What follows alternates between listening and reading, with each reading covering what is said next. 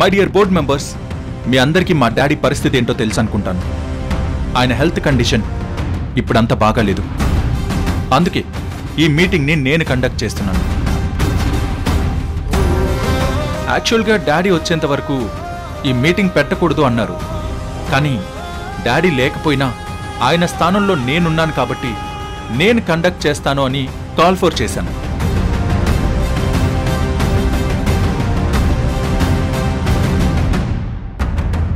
చెప్పండి, మీ అజెండా ఏంటి? ధర్మతేజ గారి ఆరోగ్యం బాగా లేకపోవటం నిజంగా బాధాకరమైన విషయం.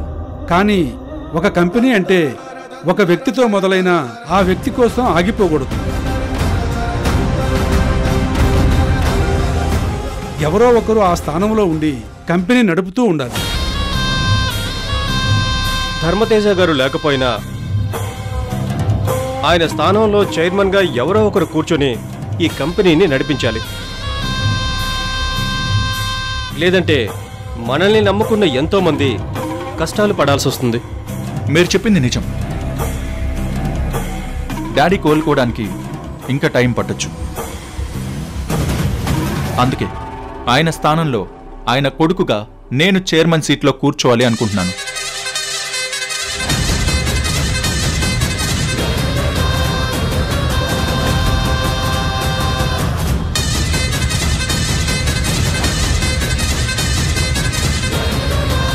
మా డాడీ నా మీద ఎంతో నమ్మకంతో నన్ను ఈ కంపెనీకి డైరెక్టర్ హోదాలో కూర్చోబెట్టారు.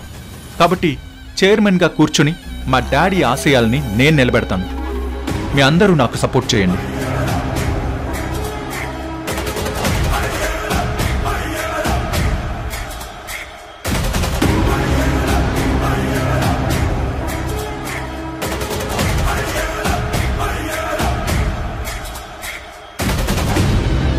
ఏంటి, ఎవరు మాట్లాడరేంటి? మాట్లాడండి. సారీ మిస్టర్ కృష్ణ, నేను మీకు సపోర్ట్ చేయలేకపోతున్నాను.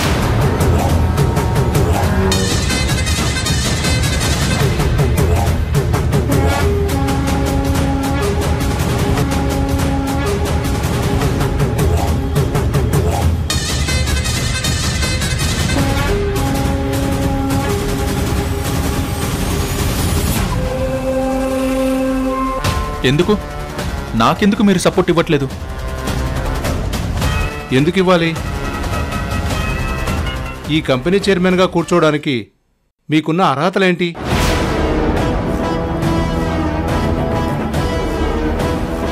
కేవలం ధర్మతేజ గారి కొడుకు కావడమే నీకున్న అర్హత అనుకుంటే అది సరిపోదు.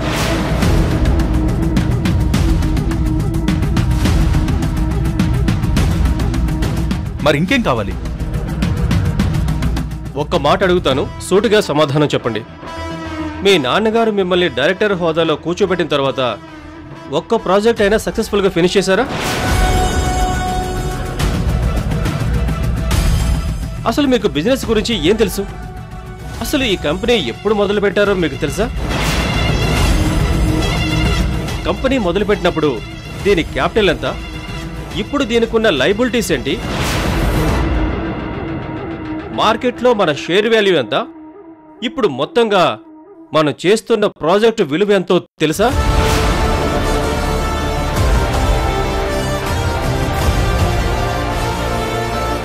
సార్, అవన్నీ డీటెయిల్డ్గా కృష్ణ గారికి నేను చెప్తాను.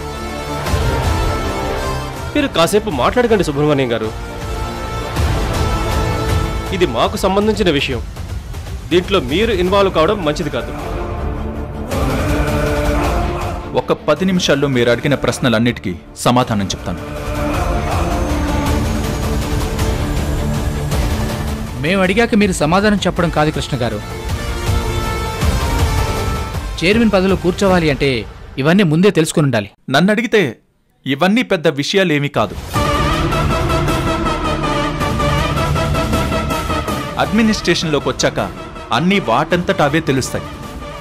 ఇది కారణంగా చూపించి నన్ను చైర్మన్ కుర్చీలో కూర్చోకుండా మీరు ఆపలేరు. చూడండి మిస్టర్ కృష్ణ, మీ నాన్నగారు స్థాపించిన ఈ కంపెనీకి ఒక రేంజ్ ఉంది. ధర్మతేజ కన్స్ట్రక్షన్స్ అంటే ఒక బ్రాండ్. దానికి చైర్మన్గా ఉండే వ్యక్తికి కొన్ని క్వాలిటీస్ ఉండాలి. మీకు ఆ క్వాలిటీస్ లేవు. ఎందుకంటే తాగి డ్రైవింగ్ చేస్తూ ఎన్నోసార్లు పోలీసులకు దొరికారు. నీ మీద కొన్ని కేసులు కూడా ఫైల్ అయ్యాయి.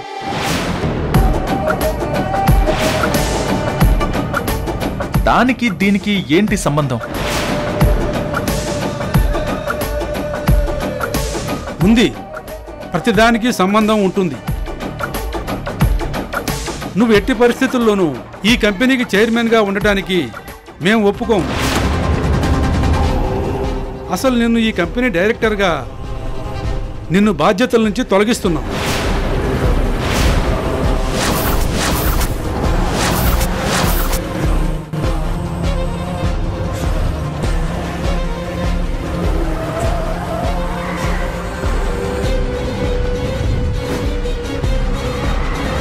ఏంటి? ఈ కంపెనీ చైర్మన్ గా మేమందరం నటరాజ్ గారిని సపోర్ట్ చేస్తున్నాం.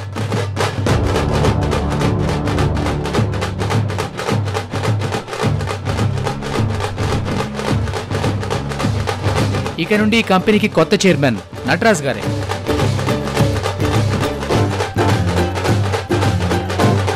మా సపోర్ట్ నటరాజు గారికే.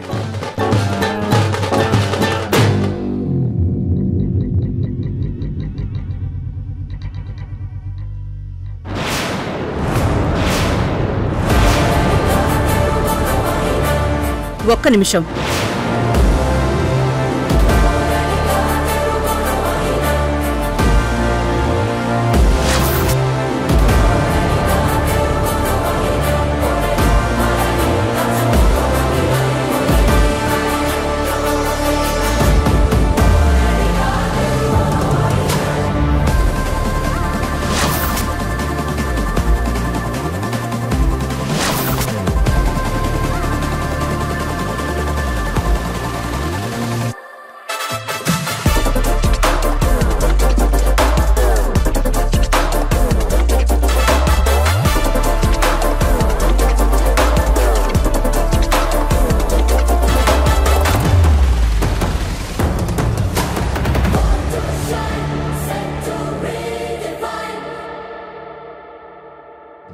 ధర్మతేజ గారి ఫ్యామిలీ సపోర్ట్ లేకుండా మీ అంతటి మీరు చైర్మన్ని మార్చగలిగే హక్కు, అధికారం ఇక్కడ ఎవ్వరికీ లేదు.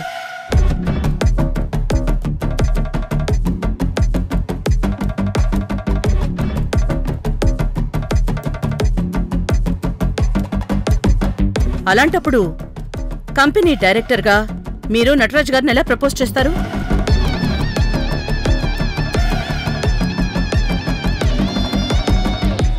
ఇంతకీ మీరెవరు? ఎవరేంటండి? ఆవిడ కృష్ణ గారు అమ్మగారు, ధర్మతేజ గారి భార్య గారు.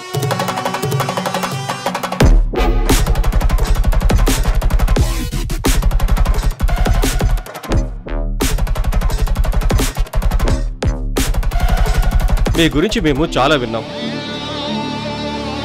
ఎప్పుడో 20 ఏళ్ల క్రిందట ధర్మతేజ గారికి దూరమైపోయి ఇప్పుడు వచ్చారంట కదా?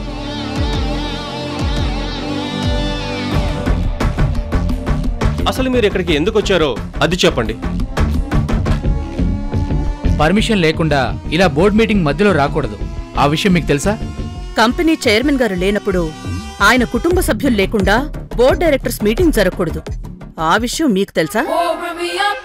I'm on the clock, put me on top, everybody drop.